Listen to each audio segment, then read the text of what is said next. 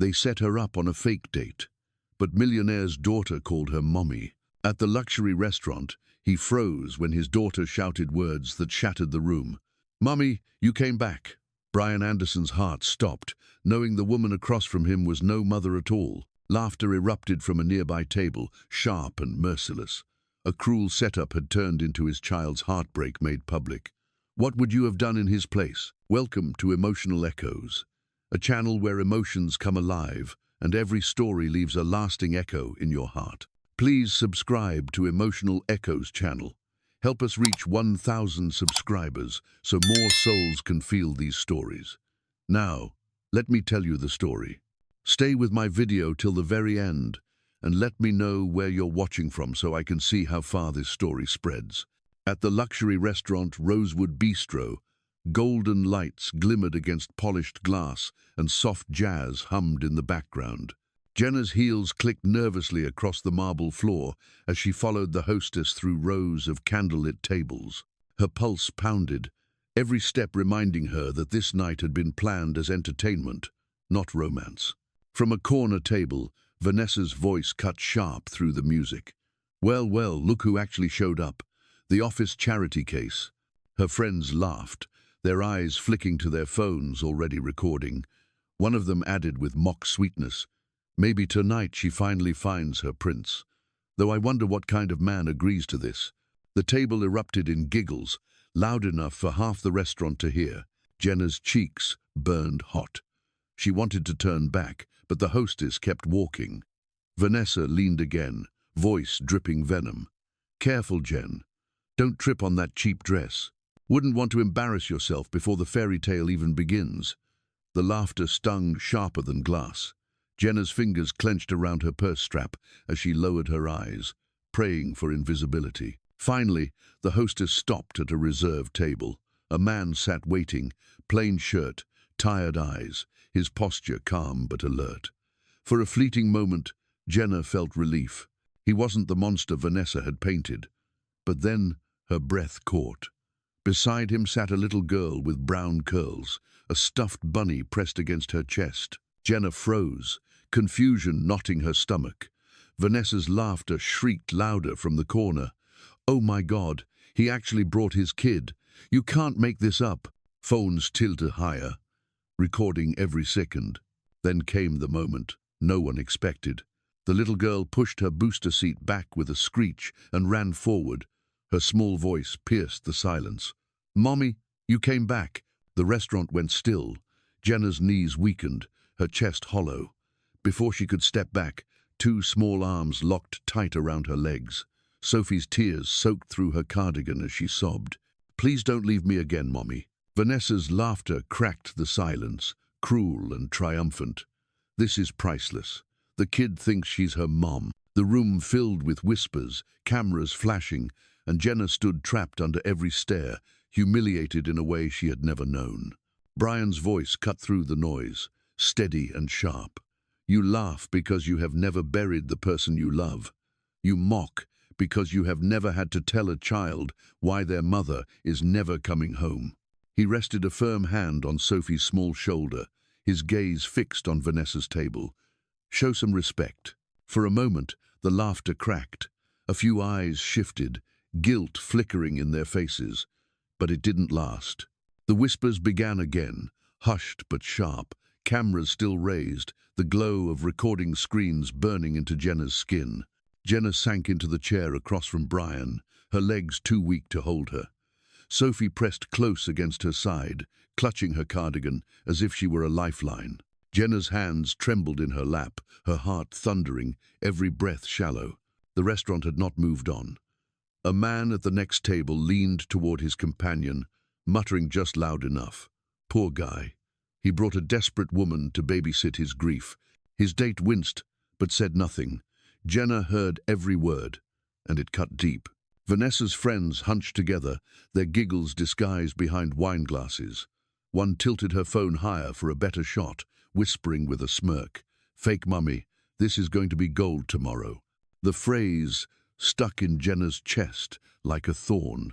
She stared at the polished silverware, her reflection warped in the curve of the spoon. Her cheeks burned, her stomach twisted, and still the murmurs spread like smoke around the room. It was as if every stranger there had been invited to dissect her shame. Sophie whispered softly, only for Jenna to hear, "Please don't let them laugh at us." Jenna's throat closed, her hand brushing the child's curls in a shaky attempt to soothe her. But inside, she was splintering. Brian sat tall, his jaw tight, his calm almost unnatural. Yet even his steady presence could not shield her from the endless sting of judgment. For Jenna, it felt like being stripped bare in front of an audience that would never forgive, never forget. The candlelight flickered across the table, but instead of warmth, it felt cold, merciless. Every whisper, every sideways glance pressed heavier on her chest. She wanted to vanish, to claw her way out of that room, but Sophie's arms held her fast. And so she sat, caught between the cruel laughter of strangers and the fragile trust of a child, trapped in a humiliation that seemed to stretch on without end. The cafe was small and warm, the smell of fresh bread and coffee beans wrapping the air like a blanket. Jenna hesitated at the door before stepping inside. She spotted Brian at a corner table, his shoulders slightly hunched, Sophie beside him clutching her worn bunny, eyes shy but searching. Brian stood the moment Jenna approached, pulling out the chair across from him. His voice was steady but low, almost careful. "I owe you an apology. That night at Rosewood, I know she embarrassed you. She hasn't been the same since her mum passed.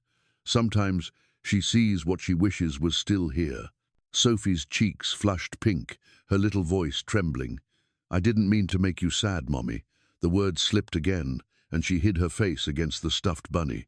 Jenna's chest ached as she reached across the table, her hand shaking slightly. She drew in a breath, then spoke softly.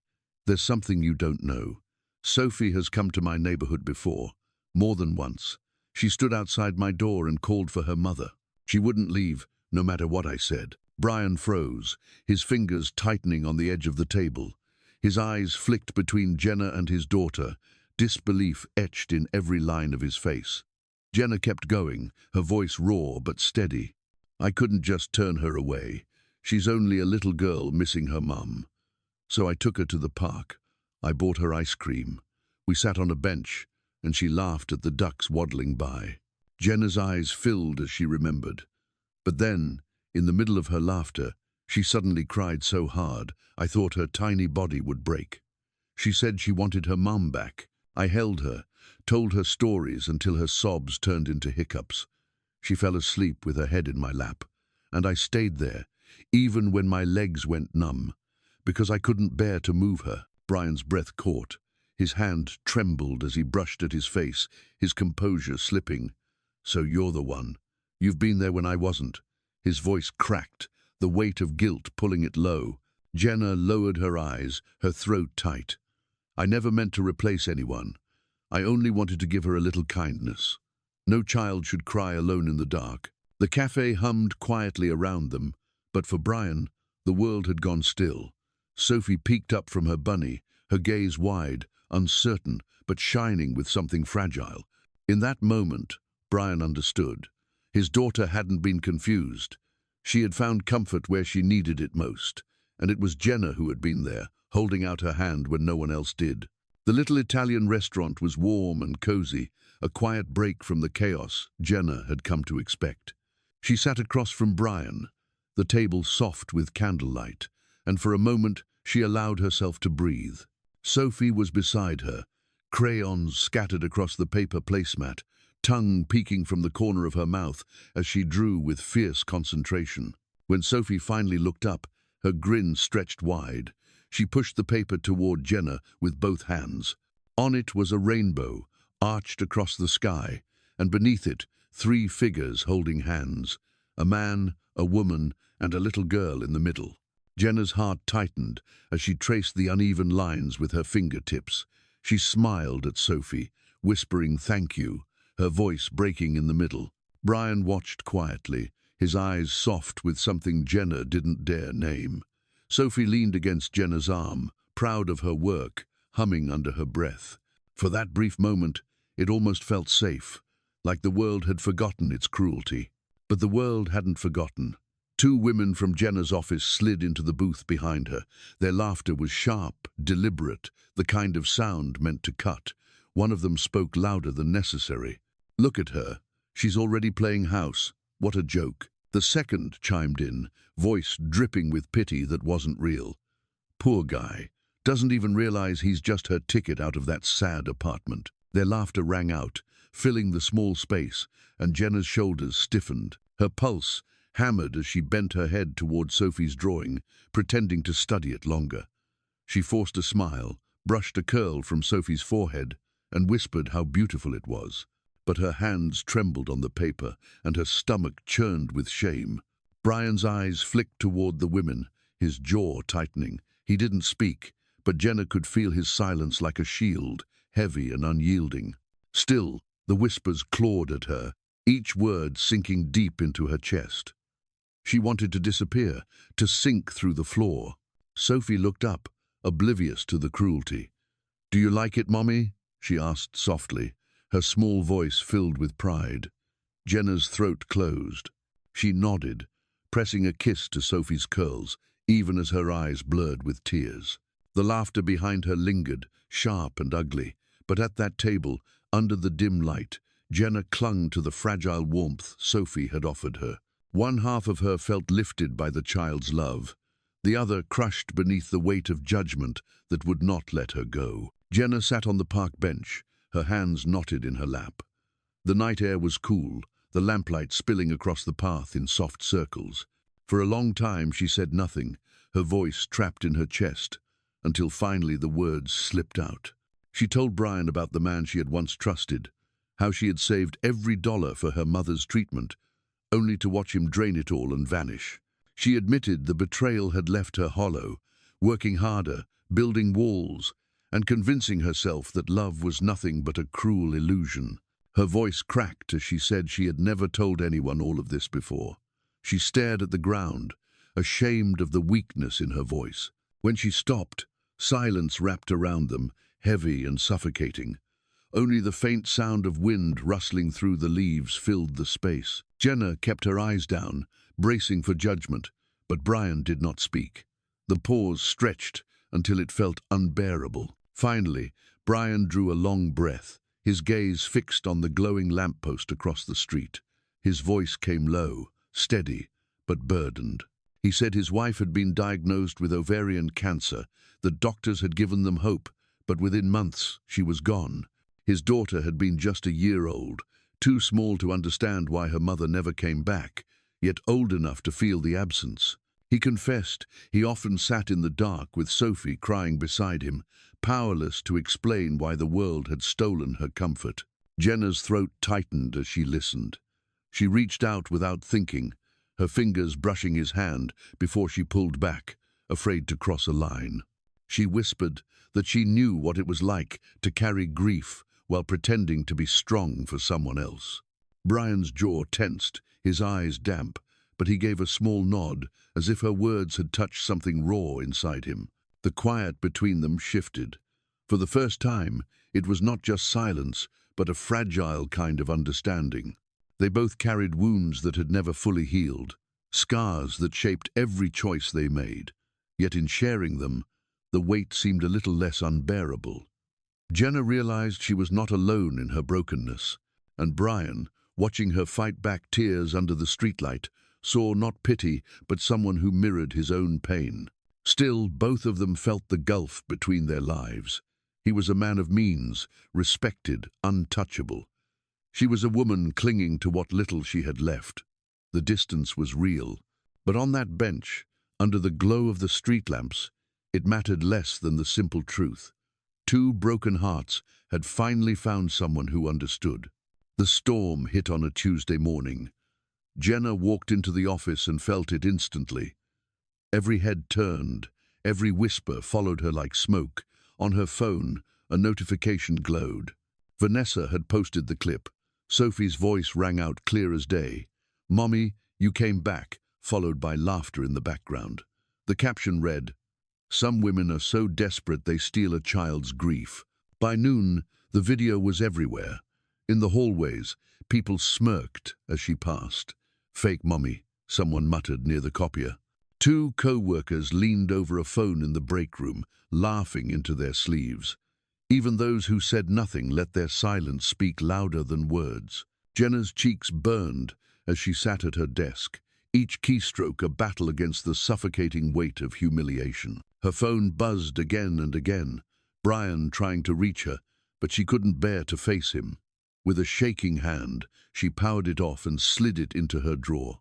It was easier to cut him off than to risk hearing his voice filled with pity. By the end of the day, her resignation letter was typed, printed, and left silently on her supervisor's desk. No explanations, no fight, only escape. At home, the quiet felt like punishment. She shut the blinds, curled into the couch, and stared at the ceiling. The image of Sophie's tear-streaked face haunted her, but she told herself it was better this way. No more laughter, no more pity. If she disappeared, maybe the world would finally leave her alone. 3 nights later, there was a knock at her door. Clara pushed her way inside before Jenna could protest, setting down a bag of takeout on the counter.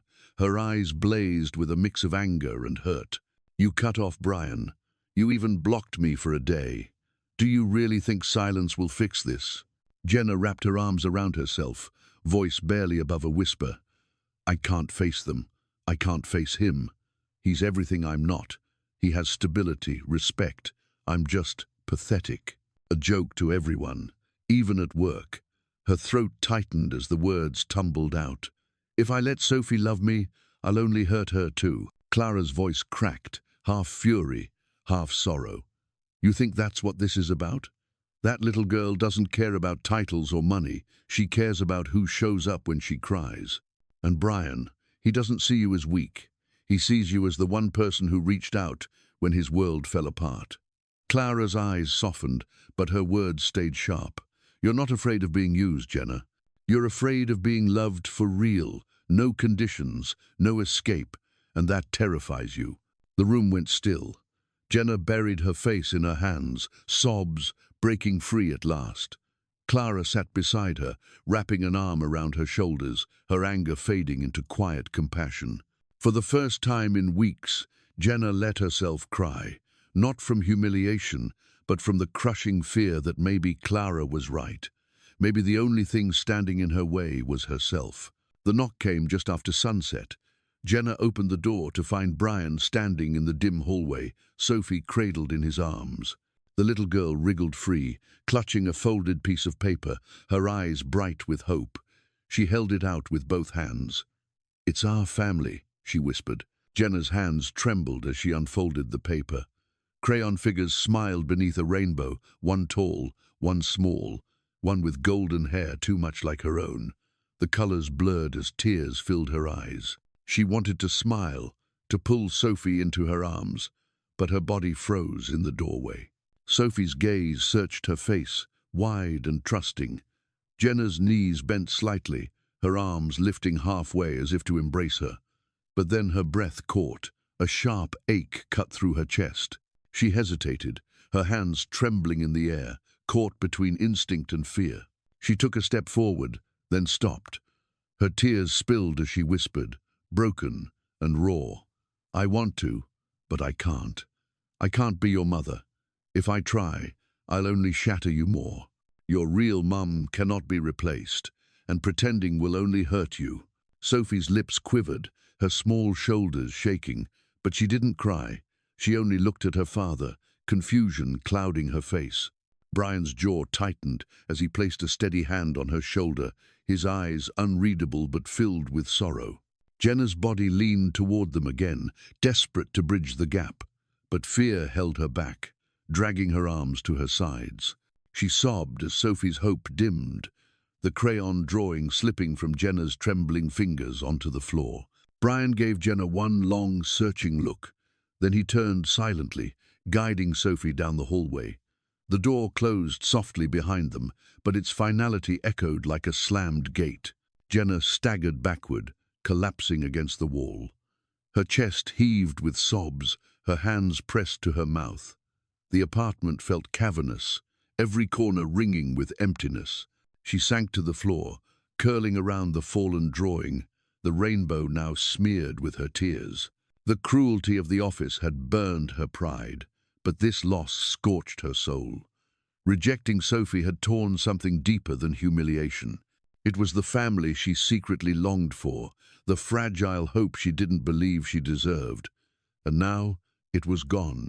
Clara refused to let Jenna drown in her sorrow.